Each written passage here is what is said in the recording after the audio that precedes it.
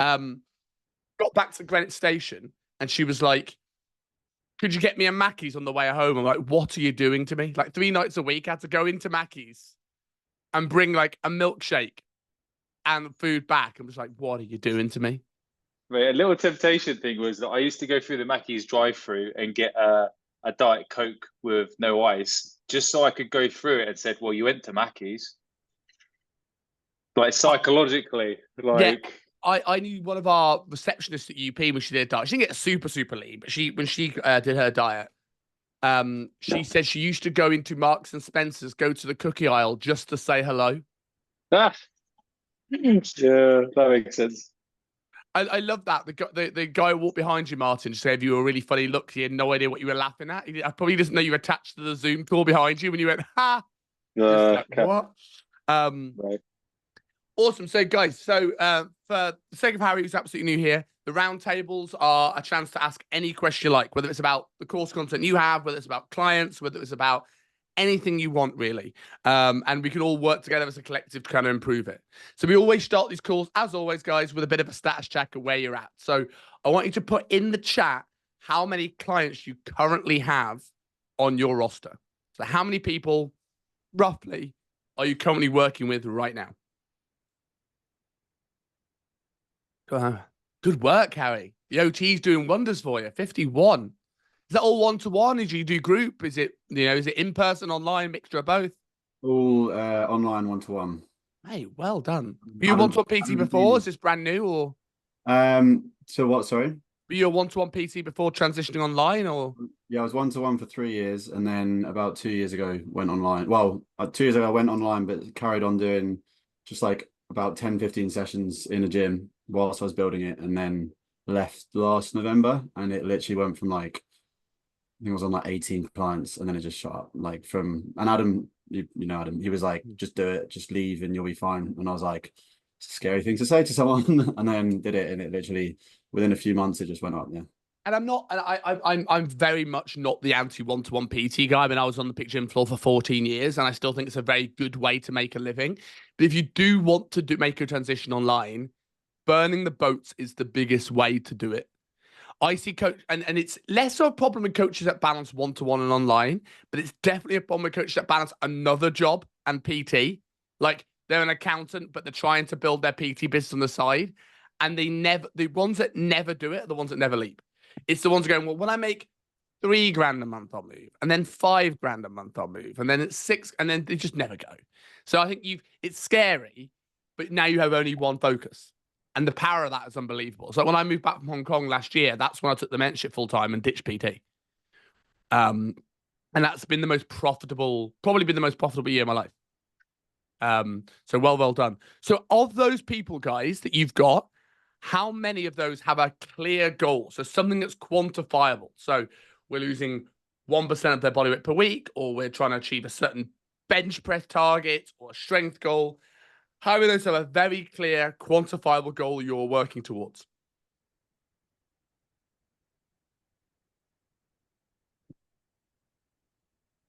%. Always have to do math with Martin. It always gives it in percentages. Cool. 80% sweet, 18. That's better. Shona gives me normal numbers. That's what I like to see. So 18 out of 25. Okay, cool. So what we're looking for here, as always, guys, is to make sure we have one. And actually, last question first. Out of those people that have a clear goal, how many are on track to that target? How many could you comfortably go, they're on track to hit that goal? 16, decent. Cool. So out of those 80%, trying to work out what 80.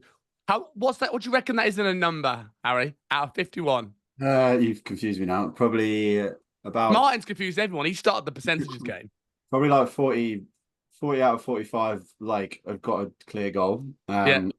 Sorry, 45 have got a clear goal. 40 are like doing well to move forward. Perfect. Okay, cool. So we're looking here, the general like recommendation that we're trying to aim for everybody is to try and get, with every 4 clients that come in the door, you get one absolutely holy fuck transformation. One you'd put on your Instagram and be proud of. Then you get 1 or 2 that are probably like, they're doing okay, they're chipping away, but they're probably not doing absolutely amazing. And then like one that's they're just there. They're ticking the box because everyone gets them. And the reason why I set that target, one, because it's the targets that was set across the entirety of the UP gyms when I worked there, right? So if we're looking at potentially some of the biggest PT companies in the world are aiming for 1 and 4. That's probably the marker we're probably going to be setting across the industry. Now, we also, I think, with 1 and 4, the good thing about it is that when you look online and you compare yourself to other coaches, a lot of people are like, God, they must have a 100% success rate. No, they have a 100% churn rate. So everybody is on a different client. So it allows you to give yourself a break. But if you ever slip below that 1 and 4, we know we have work to do. We need to pick that up. Awesome, guys. So most people seem to be pretty much there. But Harry, on your client that you asked about the other day, any update on some of the other stuff that you've checked up on? I came back to you on the other day. What did I say? What was the question you asked? You said about sleep, and so when you said it to me, the thing is, that like I opened my eyes straight away just from you saying that, because I was like, okay, well, these are things that I don't have down to a T. Like, I say in my check-in, there's like, what was your sleep quality like? And yeah, was it 7 to 8 hours a night? She was like, I'm always an early riser. She was telling me that she had stress with work. Hydration isn't something I've tracked with her. okay. Nutrition is in a good place, but she's like 56, and she's lost like 21 kilos. She's done amazing. Which is great. Yeah, which is insane. She wants to lose another stone, which is just like, I'm getting knackered with it. And I'm like, well, you've been doing this for quite a while in terms of dieting down. And the only time she's had a break is while she's been on holiday for, 5 days or something. Yeah. And now she says that like she's finding it harder, like when she goes out with friends on the weekend, to resist the temptation to. And So she's it's more of a mental knackered than a physical knackered. I think so, yeah. That's because she's like, I want to go. Like, she's ready to go, but she's like, I don't know if I'm doing too many gym sessions a week. I'm like, it's probably like she does one strength with me, as in like I program one strength because she's a bit scared of the gym. So she does one strength, she swims twice a week and does one Zumba class, one sometimes a HIIT class, and then goes on the elliptical for 30 minutes. She's doing a fair bit of activity. I don't necessarily think that's the reason why. If she's like, the difference here is if she's physically exhausted versus mentally exhausted. Like, if she's like dragging her heels, right, and she's like really tired, people will jump to the refeed option. But we need to think of like, what are all the reasons why someone might feel tired? They could have lack of routine. They could have poor sleep quality. They could be dehydrated. They could have dieted and taken all the salt out their food. Like, the quickest way on a lower carb diet to feel like shit is to remove all sodium. Mm-hmm. So there could be a bunch of things that are probably more likely than purely looking at like how many calories somebody's on. If she's mentally exhausted from the diet, then maybe look at trying to give her a little bit of a diet break, because I'd rather have someone she gets out of system and then she goes back into the diet and takes off the next stone, rather than someone who crashes and burns because they're like, I'm fed up of this, fuck this, and then just never gets back on it again. So it depends whether she's just sort of like mentally bored of the diet and needs a break, then maybe give her like 4 or 5 days of it, a little bit higher food, and then come back into it. If she's physically dragging her feet, maybe look for the root cause of that problem first. She's getting the sessions in, like, regardless. She's still like, right, I'm still smashing it. I know what my goal is. But she's like, I just can't shake this feeling of like motivation's low. I'm feeling knackered. So that throws me. But I've got a call with her on Thursday, so it'd be good to get a good idea of what to say. What's her relationship with food? Yeah, sorry, mate. I'm sorry? Yeah, go for it. What's her relationship with food, mate? So before she started working with me in January, and she was she's 56. She's done every diet under the sun, like your classic someone that's that sort of age where they've tried everything, it didn't work. Tried all the yo-yo diets, tried like all the different things, and she was like, I can't believe this has worked so well. So we just got, all my approach, which is probably something I want to change a little bit, but my approach has always been, let's like keep within the calorie number. We'll figure out as we go in terms of what we want to have in there, as long as we're hitting the protein numbers and the calories. She's done that really well. But when you say relationship with food, like I said, on the weekends, she finds it really difficult not to binge and go to the pub and, that side of things. Yeah. Has she ever gone through a maintenance failure? Have you ever increased food volume? Have you ever actually given her plate to refill so where she feels more satisfied so she doesn't need to or want to binge on the weekend? No, that's something that I could consider, definitely. Because like it just sounds to me like, it's a very typical thing where they've just like dieted for so long they don't know what eating like a normal person actually looks like.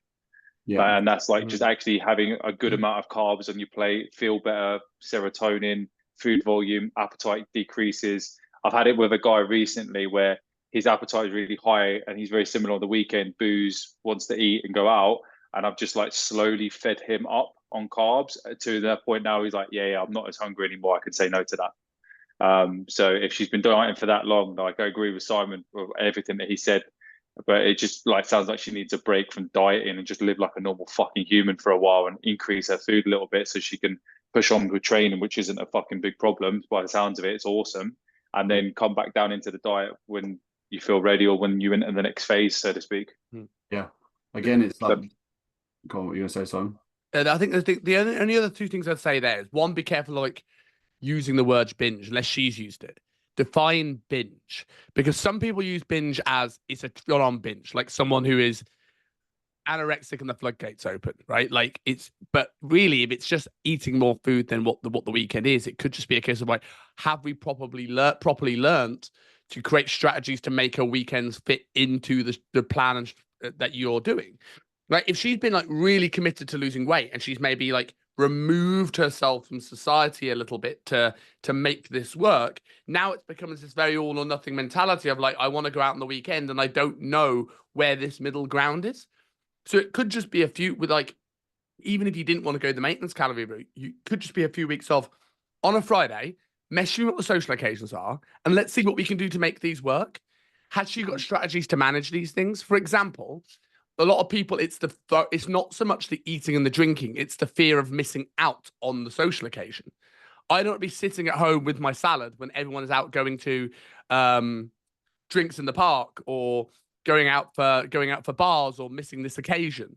So it's like, have you got strategies to be able to manage those things? For example, one thing, so I had a guy that he was definitely a borderline alcoholic. So a lot of it was fear of missing out, but also he didn't feel confident in his own personality. He felt like he needed alcohol to sort of be interesting to his friends and potential women and all this sort of stuff. And then he had too many, and that ended up in hangover breakfast and saying fuck it until Monday. So the first strategy we used was he planned his Sunday food on Saturday. So on Saturday, if he wanted to go out for drinks, he would have to food prep Sunday, which means his drinks were still shocking. But at least now we knew Sunday was easier for him to grab his prep food that was to go to the living room and get a hangover breakfast. And then our next strategy, obviously, we spent a little bit of time, as Martin says, bulking out his food volume, making sure he's full and satiated so he doesn't eat too much on the day itself. We buffered some calories. I didn't want to buffer calories that low, but if he's going to go out drinking, then we just adjusted it. And then one thing we did when it comes to his alcohol down the line that really helped was he didn't want to be known as that person that was turning down drinks. He didn't want to be that person that was like, oh, go on, Anders, have another beer. So what we did is like we only bought an alcoholic beverage when it was bought for him. So I say, go, choose your favorite spirit mixer, like rum, Diet Coke, for example. And then every round that you buy, you just buy yourself a Diet Coke. And if someone goes, Anders, I'm getting around, and what do you want? I'll rum and Diet Coke, please, mate. So now it takes from 10 drinks to 4. He still gets that little bit of that social lubricant, but not as much. His friends are none the wiser. If anything, his friends think he's actually sort of more badass because it feels like he's had 20 drinks and more sober. And we've cut down that alcohol consumption. Now, obviously, none of these strategies may or may not work for this client, but it's like, have we had that period of time where we kind of like had that back and forth and brainstorming, right, what are the strategies to allow social occasions within this rather than becoming diet? Because I think there's absolute merit to let's get as much weight off in a short period of time and give it everything you've got. But there's also periods of time where, yes, you're still dieting, but let's try and make sure your dieting works for the rest of your life. You know, not every diet's like Martin about to step on stage. And I bet at the start of Martin's prep, he was probably still going and doing, and probably still is, still going and doing date nights. And yes, he has to be restrictive, but he's making them work. He's not stopping his life. And if she's kind of thought like that, then that's probably where this adjustment comes from. Okay. With the one thing, correct me, like I'd love to know your thoughts on what I do with someone on a weekend. So typically, let's say someone's got a plan, they're going out for dinner with some friends. I'll always say like send over the menu, we'll go through it together and we'll have a look. And the first like 2-3 times I get someone to send it, I'll literally pick. I'll be like, right, well, this thing we can look, this is going to be roughly 600 to 800 calories. What I would typically do is if it's dinner, let's fast till lunchtime. Lunch, we're going to try and make it high protein, bring the carbs and fats down, so that you've got more to play with in the evening, and then in the afternoon have like a protein shake. So we're getting that protein in so that you're not as hungry when you go to that meal, and we've already planned what we're going to have. But I feel like that, like some people, yeah, it depends how restrictive someone feels they're being kept to. But then in that, is that factoring? Do you factor drinks into that or not? Like I find that's where I just always we plan those things in, and then it seems to, it's a good starting point, but then it's the execution from their side. And that comes down to a number of things. It's like having a solid why that makes them like want to actually put that drink down. And again, I'll use Martin as an example, right? If we went out for beers, he wouldn't touch one because the desire for the show is more important than the beer in the hand. Whereas if they're not really sure about that, they might not. And I also think like a lot of these, we can come up with a million strategies. I think it's really important to have at least 5 strategies for every one common problem. If you get a problem with a client, have 5 ways to deal with it. And then like understanding that that strategy may not work. So like you have like that strategy you gave out. The first thing I do is ask more questions to the client to find out what the real problem with the weekends were. So like you coming up with giving them a drink strategy or a protein shake strategy isn't going to help if the problem is FOMO. Isn't going to help if the problem is to get a bit carried away. Isn't the problem that they're a lightweight and they have a kebab? So it's like finding out what the problem is with a client and asking more questions so you can then match the strategy to that struggle, as opposed to mansplaining it in the like the nice part. And girls mansplain too. This isn't a sexist comment. It's clients struggles with weekends. Okay, strategy 1. Whereas actually, let's find out which one of my 5 strategies is going to be best for them. Does that make sense? And I think Shona's nailed it as well. I know this was before that question, but she went about setting realistic expectations. I want to balance presence events, but your results will be slower. So it's like having this conversation like, okay, what would you like? Here is the options. Like if you want to be able to save calories on this night out, obviously we've got the no alcohol option, which is obviously going to be the most efficient. We've obviously got options like spirit mixers and Prosecco, which is about 90 calories per glass. Our beers and our ciders and our ales are going to be more calories. So it's like, what's your strategy? And then let's, like you did on the Friday night with the menu, how many beers you want to have? Probably about 6 to 8. Right, cool. We have an 8. We have a limit. This is this many calories.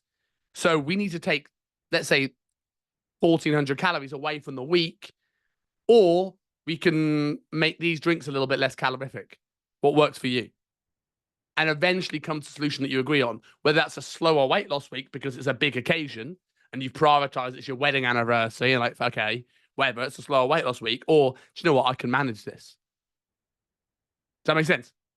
Yeah, it makes complete sense. Yeah, you've just like, as you've been speaking, it's been going through another person who's like probably even more relevant to this, where he literally messaged me yesterday saying he sent me a picture of his calendar over the next 6 weeks, just like showing me on his Google, and it's like every weekend 2 things on. He's like, mate, I don't know how many. He's lost about 13 kilos, but he's been with me since last October. So he's like, every week it's the same. It's like, oh, right, let's put the strategy in place. He goes out on the weekend. He's like, oh, I've tried to keep the strategy, but I just couldn't. And then he'll be like, but I've just done 2 Run Rebel classes and I'm in the gym tomorrow twice. I'm like, that's a losing mentality in the long run, because you're going to just burn yourself into the ground trying Well, there's 2 things with that as well. There's that losing mentality of it. It's also this reactive.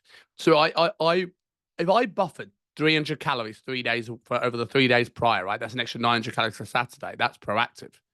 If I panic dieted 300 calories Sunday, Monday, Tuesday, it's still the same technically, but now that is panic dieting. In the same way as panic cardio, and actually could be having the opposite effect, because if he's ramping up his activity, he's also ramping up his appetite. So he actually could be making things harder. There is a sweet spot with activity. There's activity to give you the aerobic benefits of cardiovascular work.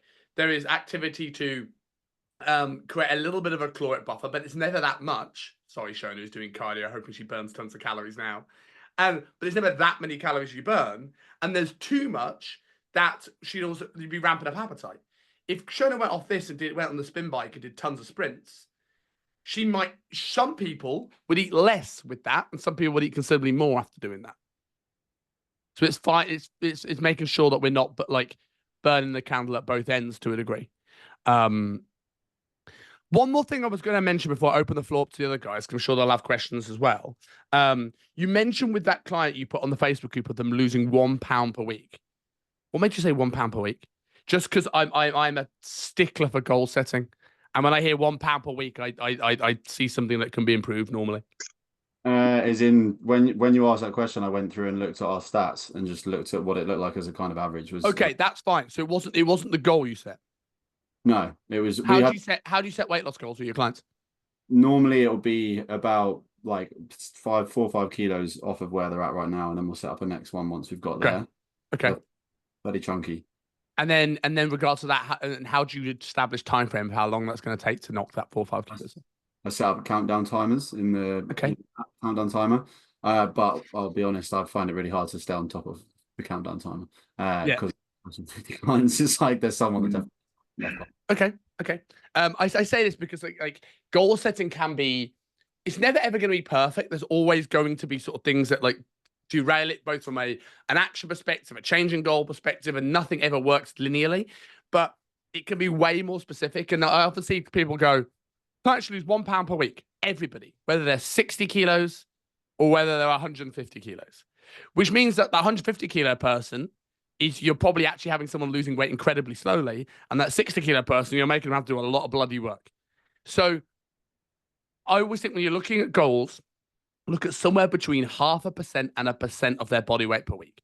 Like if you can set that as your target, you can personalize the goal to the individual. So a 60 kilo person should be losing 0.3 to 0.6. 100 kilo person should be losing 0.5 kilo to 1 kilo. And that means as someone gets lighter, they can still be hitting target even though they're losing less weight. So a 100 kilo person loses 20 kilos. They're now expected to lose 0.8, not a kilo. So we're not setting someone up to those same expectations as they're losing weight and then feeling like they're a failure when they're not. And that also makes something, and let me just bring this up. And what app do you use? I use Trainerize at the moment. But Trainerize. Do they have a timeline feature? Yeah. Cool. So when it comes to that, I mean, this is what I always do. I'm using a Google Sheet version here, but they have the same in OneFit, which is what I'm using.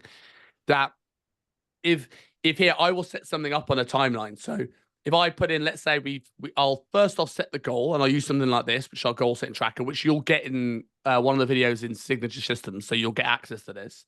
But let's say someone is 94 kilos, and we've established from I normally ask them, what if you looked at this picture, where would you say you were? And let's say they said they were 30%, and let's say they wanted to get shredded. Let's say they want to get to 9. Now, if I set them at 0.5%, that would take the better part of a year. But let's say I want to set them at 1% body weight per week. I know now that's going to take 26 weeks to hit that target. We have that very clear timeline of what we roughly should be expecting. And then from there, I can put that 26 into here. Oh, that works nicely. And it will count that down for me. And in that timeline, I can see now when I look at the timeline each week, how far they are away from stuff. And I can map in things like diet breaks, holidays, stuff like that. And it allows you to stay very much on track. I imagine I'm probably going to see this when I do the module, but do you show them this? Yes. Do you go through the whole thing with them, yeah? Not only do I show them this, but I also work with them to map out the journey with them. Okay. Run me through when your holidays are. Let's put them in before time so we don't forget about them. Let's run me through how long do you reckon you could diet and give me everything? Oh, I could probably give you 25 weeks. And I'm like, okay, you can't. Okay, let's put in the diet break at 8. And I don't say you can't, but let's say if you don't let's put in the diet break at 8. And if you don't need it, we'll power through. Or they go, oh, I could probably do 3 weeks. Cool. I'll put in a refeed every 3 weeks. And I'll just map the journey out so they know what to expect. And it can change and chop and change a bit, but that's what we're looking for. And that's why when you said £1 per week, I thought it might be what you actually were achieving, but I was just like making sure you weren't, because you could be doing your clients a bit of a disservice by setting £1 per week. They could be losing more. You know, you'd probably know Nathan Johnson from was in the OT. I did his first shoot prep. Really interesting. Well, he's not there anymore, is he? But he said about that 0.5 to 1%. Probably got it from you actually. But I typically this is something I do on the Kickstart call. That what you just showed me is definitely way better than what I do. But I'll normally look at their starting body weight and I'll say, right, so typically what I'd like to do with most clients is look at 1% per week of your body weight. if we were to do in the next 6 weeks, we're looking at around this. In 12 weeks, we're looking around this. But I don't go into much detail as like, here's a diet break. This is why this is then. And then, but I find what happens sometimes is they then get in their head this like, fuck, if I don't hit that 8 pounds in 6 weeks, I'm screwed. So yeah, I think And that yeah. that comes to agree your check-ins and just be out that communication that you expect spell with people. So just open the floor for Martin and Shona. Any questions from you guys in particular? Anything you particularly need help with this week? Martin, anything particular from you? If Shona hasn't got anything, I've got a guy who I'm just trying to rebuild his confidence back in training. His back, he injured it doing a RDL. I've tried to ask for some information from him about anything. They went to go see a physio or anyone like that, but he ain't giving me jack shit. So he's just so scared about putting his back out again because I would say it's probably something muscular. I don't think it was slip disc territory. He hasn't said that was the case. I think it was more muscular purely because like he's an armed police officer at Checkers, so he carries around a lot of stuff throughout that. His posterior drive chain, hamstring and glute wise is horrendous, but he is a slightly older male, so comes with a territory of like muscle mass loss on lower body, generally speaking, because he's got a great set of fucking arms on him, mate, and he's well built upperwise, and he's lost a lot of weight. His body comp's fantastic now, but it's like, how do I get him to kind of build back into and help strengthen that lower back to the point, because I've got him doing like T-bar rows at the moment. That's the most I want him doing. So no bent over row, no deadlifts, no trap bar lifts, no RDLs, nothing like that. I'm like, okay, cool. What can I do safely with him? Like 15 to 20 rep range, just to get him engaged in that core properly again, in a position that could load the lower back a little bit.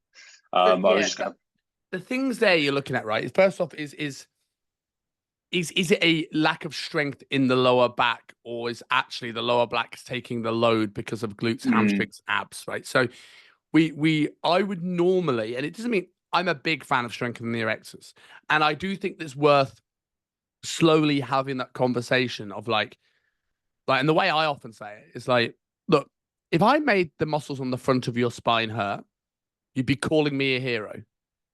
Yeah, if you felt any DOMs in the muscles on the back, and I say DOMs, not pain, in the muscles of the back of your spine, you'd think I've been doing something wrong. And I like trying to almost make it sound a little bit silly without without making him sound silly. You know what I mean? Like it's like, but I think there's definitely merit to strengthening the erectors. But the first thing I would look at is, okay, can I strengthen the muscles around it so we don't have the issue?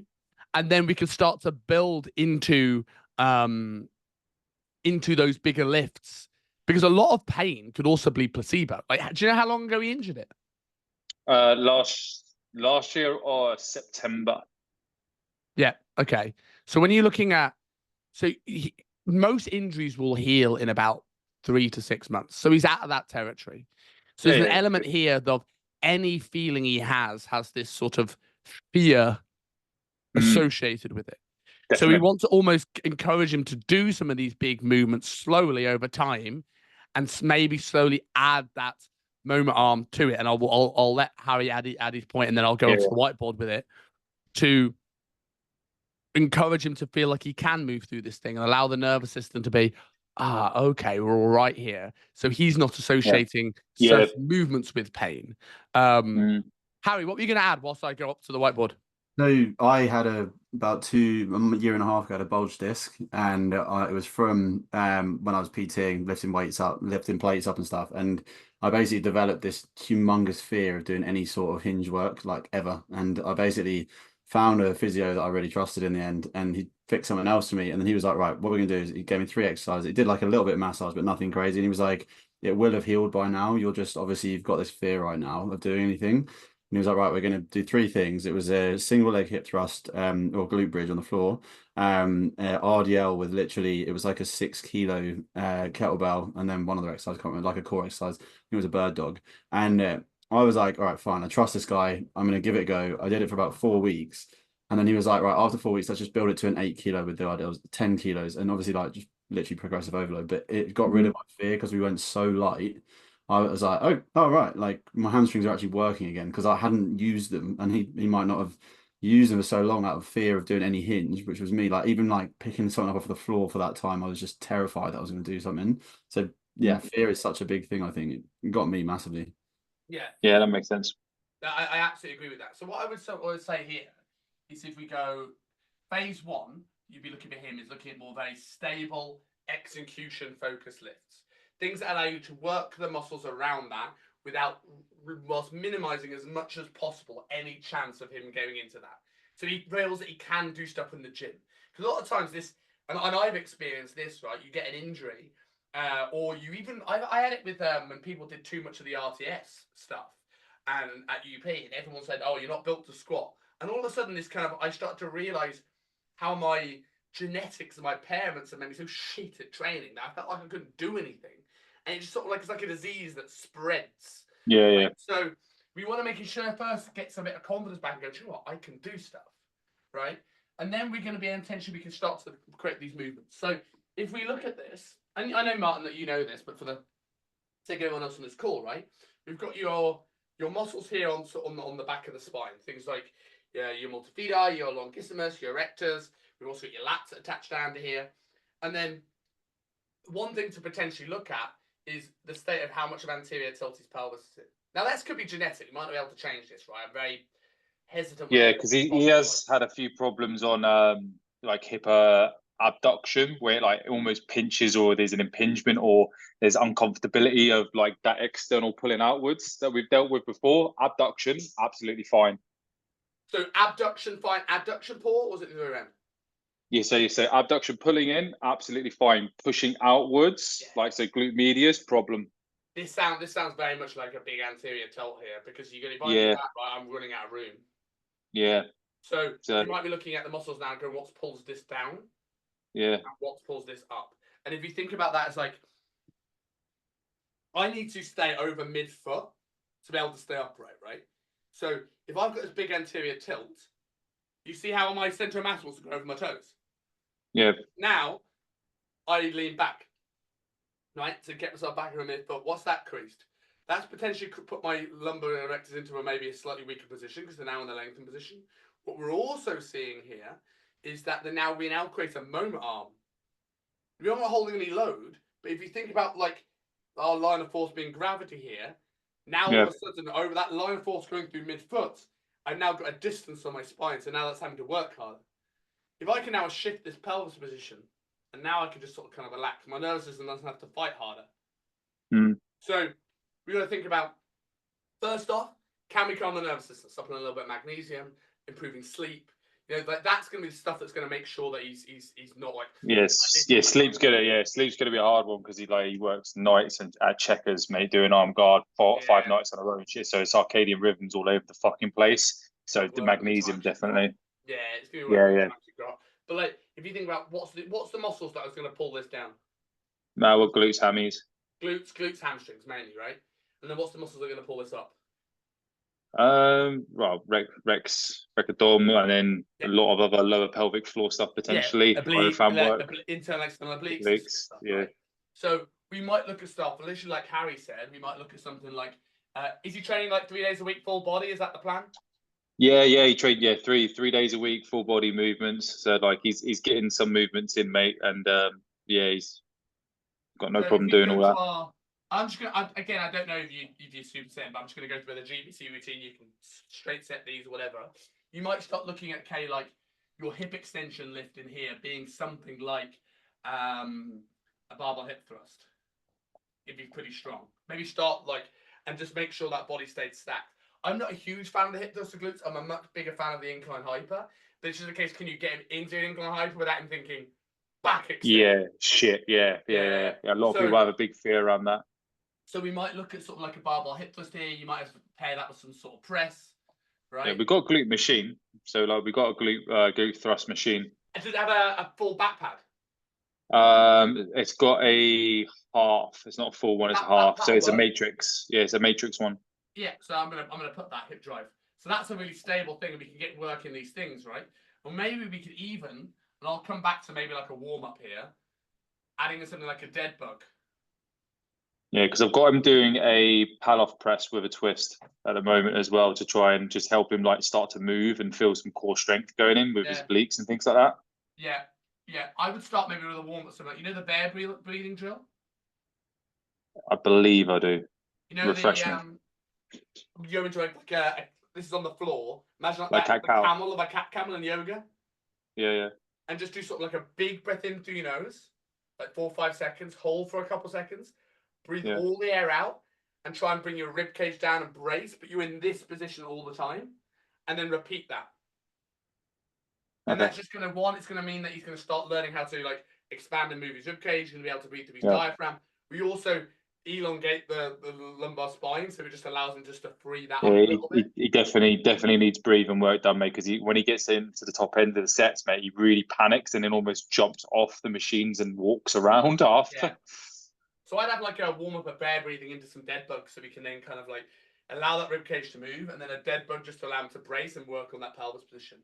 Then we can like have a press, hip drive, some form of pull, and then maybe some form of split squat. And you could potentially even swap these two around. I'm just thinking off the top of my head here. But to open up a little bit of room through the hips and then go into the glute exercise. So he's now a bit more free and move, like warmed up, and he's a little bit more into the session, so he's less scared. That could be a good example here. And then that second day, you might want to start with a hamstring curl. And then maybe start getting to move through doing some, like in the C series, maybe start doing a little bit more bracing work, so maybe like a side plank. And in the second day, maybe do like a reverse crunch and just getting slowly moving through that spine, through his abs, and teach him to use the abs to move the spine. Yeah. And then that'd be like phase 1. Stable stuff that's probably not going to do him any harm. Phase 2, we want to start moving him back into these big lifts, but going from that to an RDL is going to be a big leap. So what could we do? So if we think of like, imagine somebody, shows how terrible I am at... no judging here. Right. So, okay, that's not terrible. I've Seen worse. I've done worse drawings than that, right? But if we look at, say, rather than that, right? Harry, do you know what a moment arm is? Or do you need me to explain it? Yeah, no, I do, yeah. Cool. So we can sort of see here, we're looking at a massive moment arm to the hip. Now, what could we do to be able to encourage him to get into a hinged position but cut this moment arm down? What exercises could we do? To start as like an in-between stage. Because if right now, that's not only just a moment arm to the hip, we're also seeing a moment arm to every... Yeah, thinking like trap bar sumo, right? like Shona said. Say again? Like Shona said sumo, and So then I'm thinking trap. Sumo's a great or trap. right? Yeah, So, trap bar as well, which is going to be a lot more of the center. Exactly. So we could sit there and go like, all right, if we think about sumo, you're probably like very little here, right? It's that moment arm shuts off entirely. If we're looking at a trap bar, that's going to be a very similar thing. We could even, what could we do with our trap bar deadlift, which will make it even more quaddy? I know the goal isn't quad, but the goal is to shift the moment arm away from the back and get him starting to feel comfortable lifting again. I'm thinking 2 prongs. You can either, depending on his range of motion, you can either have it on bumper plates or you could put wedges underneath the feet. So we could either we could restrict the range of motion and slowly build him up. So we could start with a rack pull or a block pull, and then encourage him to kind of sit further back into it as a progression. So my rack pull could be bang, and then I kind of go the next one down, and it's bang, and the next phase is bang.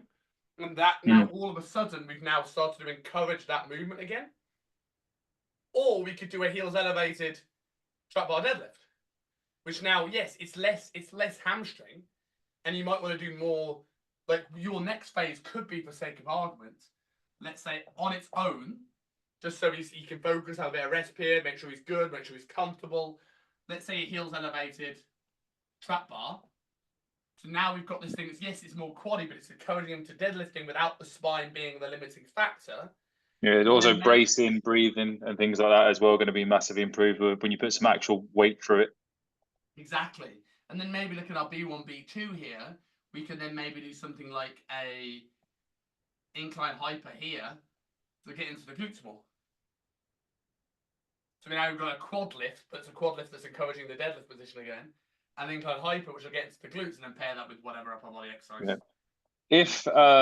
If he was a little bit hesitant about the incline hyper, could you get him doing something that would probably also potentially help him from a stabilization point on his hip as well? Something like a single leg RDL, or when like a B stance. Yeah, or even from a balance stance where I can't remember what they call it, but basically the other foot's completely off the fucking leg, off the floor. Sorry, and like you're basically like a hip windmill. yeah, like even almost that as a quote unquote like warm up. It'd be a warm up drill, and obviously it's quite advanced. I would start with a hip windmill, you Yeah. go, hip airplane. Sorry, the windmill's the kettlebell. Hip airplane. I'd be like holding on to something first. Yeah, like a side or yeah, absolutely. That's what I was thinking first. Yeah. I think with regards to the incline hyper, an easy thing to potentially do here, right? Let's see if I can draw an incline hyper. We've got a foot plate here, right? And Yep. then we've got a pad. I've done worse. I've done worse drawings than this. I'm getting better. All these doodlings on this whiteboard, right?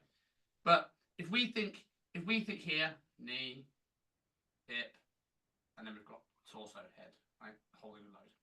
Now, if we think about this position here, now what could we do first to sort of like lower this moment arm, line of force, axis of rotation, right? So we're sort of looking now, like how could we potentially lower this, or how could we take the lower back out of this entirely?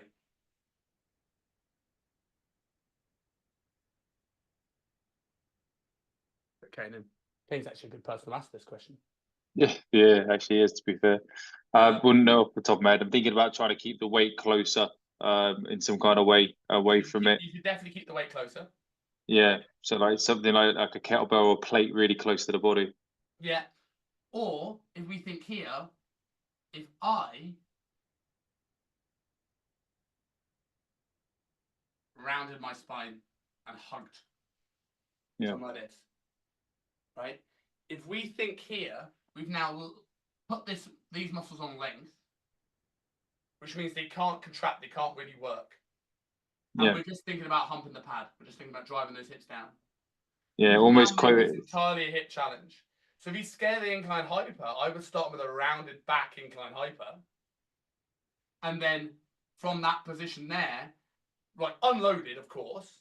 But start with that position, then just focus on just using the pad and just using the glutes. And then, if you want to start loading it, first teach him a straight back and get him to extend, and then add load. Yeah, you could almost put that as if he was really scared. So, hey, we're just going to do this like glute activation drill. Yeah. And try and mask it that way. Yeah. Like, because then he's like, oh, yeah, I'm not loading it. It's just an activation. Yeah, just curve your back. And I just want you to try and like switch your glutes on. Like, because that's kind of taking a big fear on it. Back on this is because they do this. Yeah. They're not and they also learn how to move through the hips. So they also hyperextend. I can't do that. I have to move through the hips. Yeah, which would be good. Yeah, that's just interesting thoughts there, man. Do we reckon Kane's forgotten that the time is 9 o'clock again? He hasn't done this in a while, but we have to like Kane had this great bit of time. He was on the course for like 4 or 5 months. He went, the calls are at 1 and 10, right? I'm like, how are they on your diary? Yeah. When you turn up with like 10 minutes to go. We're back I'm here, aren't I? Huh? Yeah. He's here. Finally. They said you left, mate. They said you joined, then you left, then you joined, then you left. Signal. Do you want to add anything to this, Kane? Question was, Martin has a client that's did his back out about 18 months ago and is now terrified of loading the spine. So what we've gone through so far is using very, very stable things to get the glutes, the abs, obliques, etc. working, and then moving slowly into integration into some of like things like RDLs. We've like started with the low moment arm stuff, like heels elevated trap bar deadlift or sumo stance. Things get him encouraging to get into the movements again without fear, but maybe shifting the moment arm away from the erectors and then building that confidence. Is there anything you'd add to that, Kane? Because you like your anatomy and mechanics stuff. Well, even if you give him like a chest supported row, at some point he might be able to get into it a little bit without feeling his erectors too much. get him strong within mat stuff. Potentially some sort of hip extension might help. And then encourage that he might feel it anyway, which isn't necessarily a bad thing. Yeah. More than anything. So it might be like, yeah, you might feel it in your lower back, but don't worry. It's like, explain to him that it's like, Yeah, for some reason, to it's the only place people freak out about getting a pump in. You know what I mean? Like, Yeah, that's exactly what I said. You know, you Yeah, also man. maybe introduce a ranking. At a scale of 1 to 10, 10 being, oh my God, you broke my back, to 1 being, I feel zero pain. Where'd you feel this?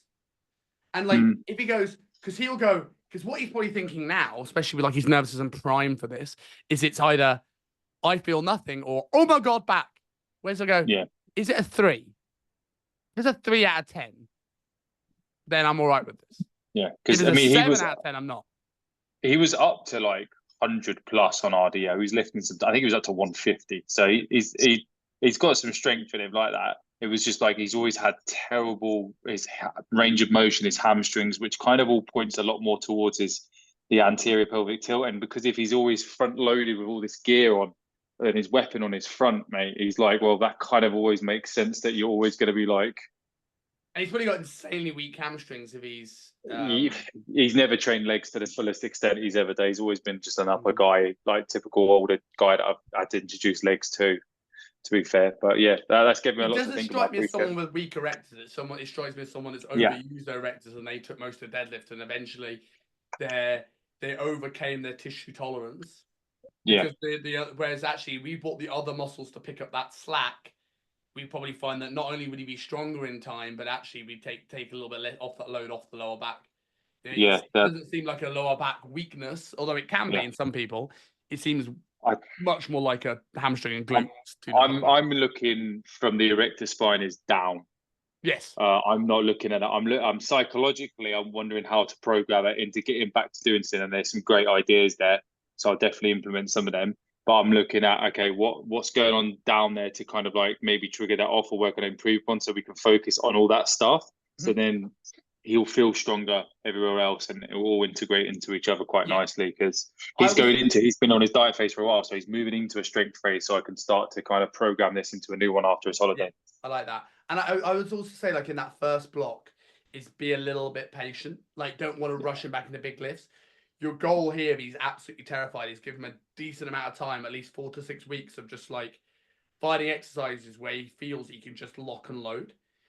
Because that's going to take away a lot of the fear. And a lot of his pain now is probably around about his psyche and his way he feels about his lower back, as much as actually any real issues potentially occurring at said lower back. Yeah. So we want, like, say, you've got the hip drive. I think that's a great start. Teach him to use and feel his glutes without that fear. And if we can take that away, I think then it's like, okay, he's more open. He's created buy-in. But I had a woman a while back who we got absolutely shredded. And unfortunately, I can't show you her photos because I don't legally own them anymore. But she got absolutely peeled. She ended up with like a 3 millimeter umbilical, like show lean. And the first buy-in she got was she had shoulder pain and back pain for like 30 years. And we took that away from her in the first 4 weeks. And we did a little bit of RDLing, but most of it we just stuck with hip thrust and split squats and bracing work. And we just loaded them. We didn't change it. Because we don't need to do anything. I just think if he really likes his training, I think if he's scared about his spine, moving towards some form of hinging and just taking away that panic around it could be good over time. But give him that, oh, I'm all right. I'm not fragile. Yeah, that definitely is, mate. Definitely is, man. Well, I appreciate it, but I've got to shoot now, but thank you. No problem at all. Shona, anything from yourself? No, I don't think so. I've got a call with you today at 4:30, so I'll go through all my photo shoot clients. But I wondered if you had just a quick moment to discuss the cut analogy that you use. The stress one. Yeah. I was wondering if you could run through that quickly because I've got 2 clients that are like heavily stressed at the minute. Of course. So I quite like using the stress cup analogy because it makes people realize, and I often will talk about it in this exact same way to clients because it'll make them realize that stress isn't just I feel stressed. Because a lot of people think stress is I feel like shit. Where actually it could be nutrient deficiencies, it could be digestive health, it could be toxins, it could be work stress, life stress. It could be your training volume. It could be the amount of deficit you're on. It could be blood sugar control issues. So I always think it's stress to say like a little bit of a cup, right? So we've got this cup. And the sciencey word for this, if you want the sciencey word, is what we call allostatic load, which is basically just a nerd shit way of saying the accumulation of all the stressors that we potentially have available.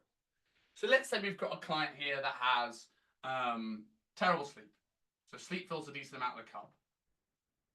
Then we've got, they have a decent amount of nutrient deficiencies, right? So that's creating a little bit of stress, right? Maybe that's meaning the cells aren't working as healthily, or we're creating a little bit of inflammation, or maybe the immune system's not where it should be. Maybe we've got some life stress, right? Maybe we're eating stuff that our body's not intolerant to, right? So we've now got this sort of thing here, and we could potentially add other things into this equation quite easily. But now we've got this. This is what we have room for left.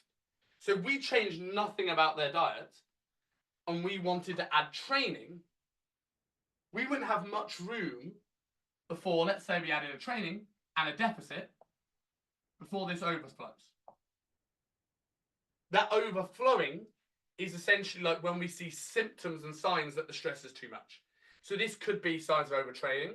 So let's say we're doing a lot of nervous system demanding work. Let's say we're doing a lot of like real strength work. That could be increased anxiety. That could be sleep disturbances. That could be like general lethargy. Lots of strength endurance work. It could be DOMs that don't go away. It could be joint pain.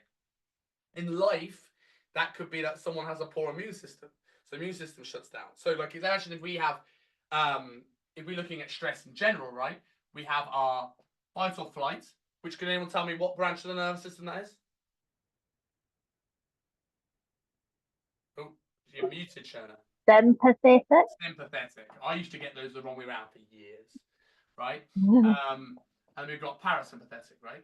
So if we were up sympathetic drive, fight or flight response, someone comes into Harry's room with an axe right now and starts chasing me around, right?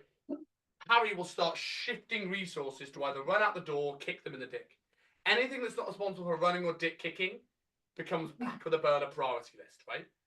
Because Harry's not going to think about his libido when he's trying to run away from this axe-wielding maniac. He's not going to think about his immune system and like getting rid of that flu. He's not going to think about digestion, hence the term shit yourself, right? Everything that's not essential gets shifted.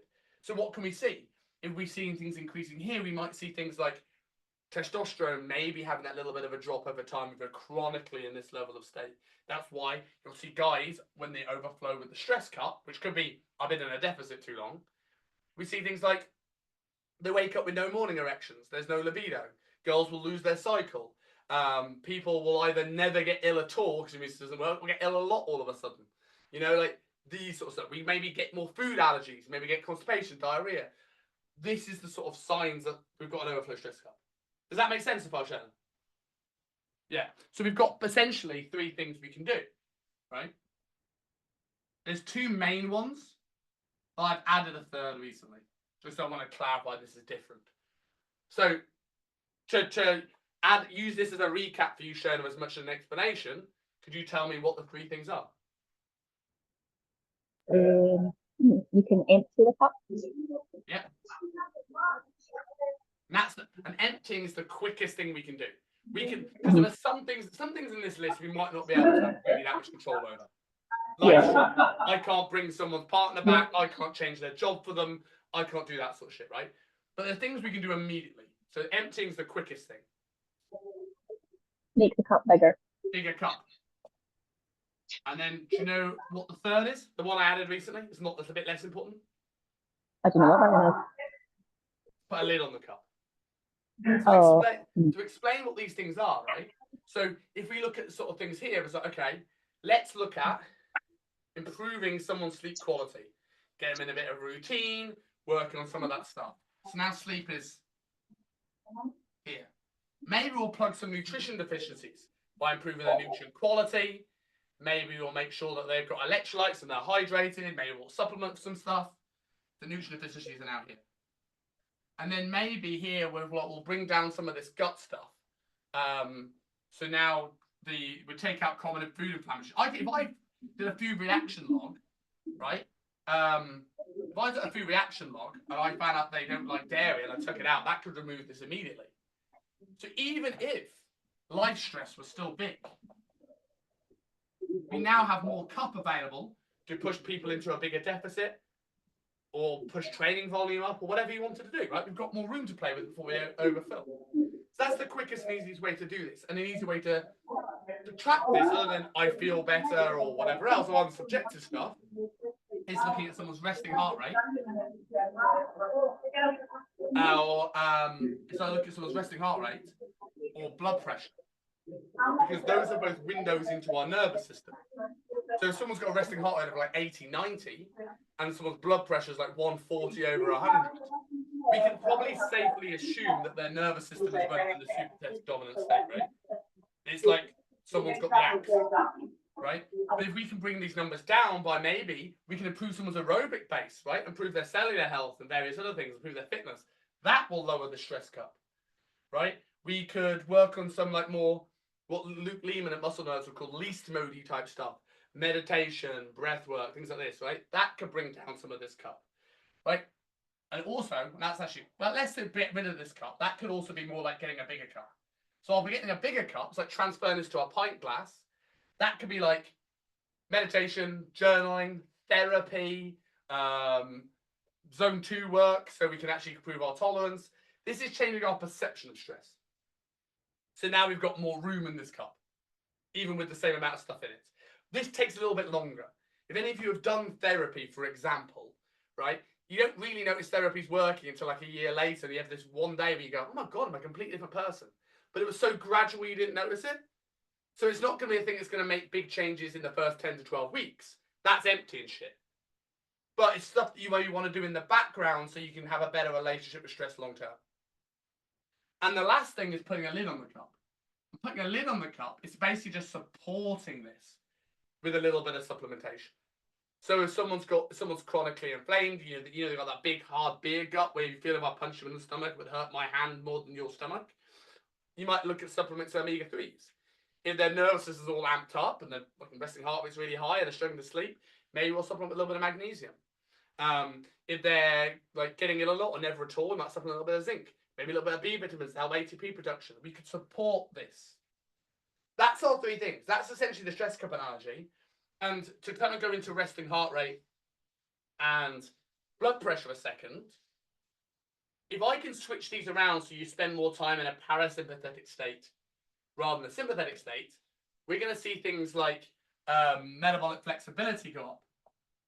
So our ability to utilize both and switch between carbs and fats goes up. So if someone's super stressed, what's going to be their primary fuel source that they're going to be using for energy? If Harry's going to be carbs, right? If Harry's in that room with an axe-wielding maniac, it's going to be carbohydrates that he's going to be using. He's going to be mobilizing glucose to run or dip kick.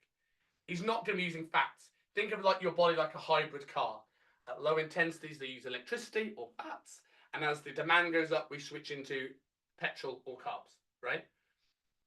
It's like the engine's a little bit broken. We're only going to be working on the petrol tank. We're going to be really, really struggling to tap into the electricity engine. So we can get somebody in that position. They want going to find it a little bit easier to lose fats. But 2, now we can start to look at ramping up carbohydrates and they're used more effectively. Yes, we're using them all the time before, but we're not actually using them in the right places because maybe we were super stressed. We're also a bit inflamed, which means you can't get shit into cells very well. Our blood sugar management's all over the fucking shop. So we could use resting heart rate in that first like block of training, and I'd say blood pressure as well. You could throw HRV in this, but HRV is like, I find it's really wayward. There's no real metrics that are quite consistent. I've known really healthy people of HRVs in the 50s, and I've known really healthy people have resting heart rate HRV in the hundreds. And it's the trend, but there's no standardized. Too many things affect it. But resting heart rate's relatively consistent. We kind of want that to be at least under 60. So if we get somebody at 90 at the start and we can bring this down, we know in this first few phases, if we work on maybe a little bit more strength and endurance training, maybe more zone 2 aerobic work, maybe work some lifestyle stuff, improve the nutrition quality, manage inflammation, we now could potentially at this stage, when someone is at this point, maybe start to see where their caloric ceiling is and build carbohydrates up whilst they're still losing weight. And they're probably by this point learn to train hard. Hence the low to high approach.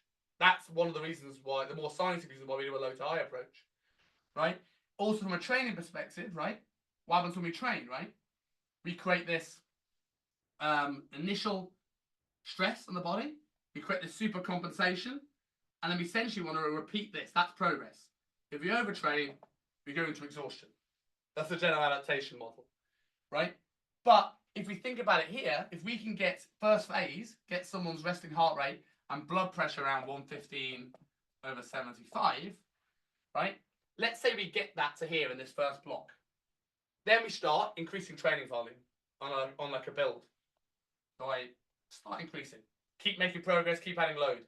Then I make another boost. Maybe I add a set or add some reps or add an extra exercise. Then I do that again. Then I do that again. At some point, we're going to start to see resting heart rates, and I'll do that with a dotted line, start to creep upwards.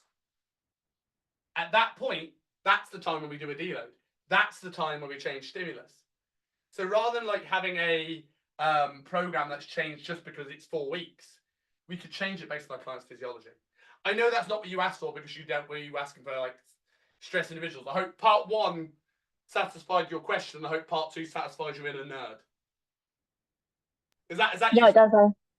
It does. I love the sciencey bit of it. I love nerding out on it. I had a client again. Fortunately, I don't own the photos anymore. Ask Adam, ask Nathan, Harry. How many transformations we're not allowed to publish because we work for the same company. But we had another guy where we did a block where I did blocks that were intended to be originally was intended to be 5 weeks in length. And what I did is I started tracking resting heart rate and HRV. And the first block, we did a lot of like lifestyle stuff. We got them in a good range. And then basically what I did is I started to add a set each week to his main lifts. I would have done this better now. Maybe we would have thrown in some different exercises so I could elongate this a little bit more than I did, because I was just adding more sets of shit, so doing 5 sets of hack squats. I might have gone 2 sets of hack, then maybe added a third, then maybe done a leg extension, then maybe add a set of leg extensions, then another set of hack, so I can bring the recovery window out now in hindsight. But I basically waited until his metrics were still doing this. And then after a while of increasing intensity, I just started to see him creep consistently in the wrong direction, which is a sign now that we are starting to stress the system out because he's waking up with a higher resting heart rate. So then what I did is I changed the phase and brought his sets right back down. So let's say I started off with 2 sets on everything, or like 1 top set on everything. And then I started to increase. He was doing 5 top sets on everything, ran that until he was smashed. And then I went back down to 2. And in that week where he was on 2 sets, all of a sudden that's where he grew, because now his body recovered from it. It's like, when you go on holiday and all of a sudden you feel like you come back bigger and leaner, but you haven't trained. Why? Because you've actually given your body a chance to rest and recover. And I think that works really well. And it's really interesting for the clients as well, especially the ones that like data, because they feel really a part of this. So it feels like sciencey rather than just arbitrary that you would change training phases. So I think that works really, really well in terms of knowing when to deload. Simon, just a quick one with the resting heart rate. I just started when you were just saying it. I just started playing around with someone, and it's that guy that I said drinks loads on the weekend and stuff like that. Would you mind if I share my screen? I'll just show you his. Yeah. So I can show you what because it's looking at this. It's like, how the hell do you read this guy? Yeah. So this is 3 months of his resting heart rate. So why would it be like that? Where it's is this a daily occurrence? I've never tracked it, so I just was like, oh, I wonder. I'll add that in. But are all the individual data points to days? So like, one day he's down here, and then okay, yeah, 6th, 7th, yeah, cool. Yeah. It could be lots of reasons, right? If you think about resting heart rate, it will spike up for various things. What we're seeing here, these resting heart rates, if there's absolutely no trend, there's absolutely all over the place, is potentially we'd be looking at some lifestyle stress here. Well, he's on every weekend, like 3 days on. So that high day, what's the highest one? Right at the top, so that's the 9th. The 2nd, so that was Friday. So did he go out on that Thursday night? I imagine so, because it was, that's normally his like routine is Thursday, Friday, Saturday. Yeah, so what we've seen here is these big piss ups is going to ramp his resting heart rate up, right? If you have a beer, check your resting heart rate in the morning, you're going to have more stress on the system. It's quite Right. a good going, wouldn't it? Yeah, is it? Well, absolutely, it could do it. And so if we think we're not going to be as good at using fat as a fuel source when our resting heart rate is high, Yeah. right? That could be your data point to sort of make him show him that look, this has an impact. Yeah. So like if you had a bad night's sleep, your resting heart rate's going to be higher. If you, there's lots of things that could affect it, but it's probably the most consistent out of the three, because blood pressure, for example, like I'm a great example of this. I will have all right blood pressure if I tested at home. You put me in a doctor's office, I'm stage 2 hypertensive. So like white coat syndrome with a blood pressure cuff. But resting heart rate, I can stick a Whoop band or an O-ring on, and I'm in the 60s, which I used to be in like the late 40s, but I'm not in shape at the moment. But the easiest way to drive someone down is make people cardiovascularly fitter and make people less stressed. So improve sleep and things like this. Hydration could be another one. If it's spiking up like that, it's probably very dehydrated, which would go in line with him being a bit of a pisshead. Cool. Okay, thanks. Awesome, guys. Any other quick questions before I let you get on for the day? Because I know we've overran a little bit today. But hopefully that's been useful, guys. And I will catch you all very soon. Thanks very much. No problem.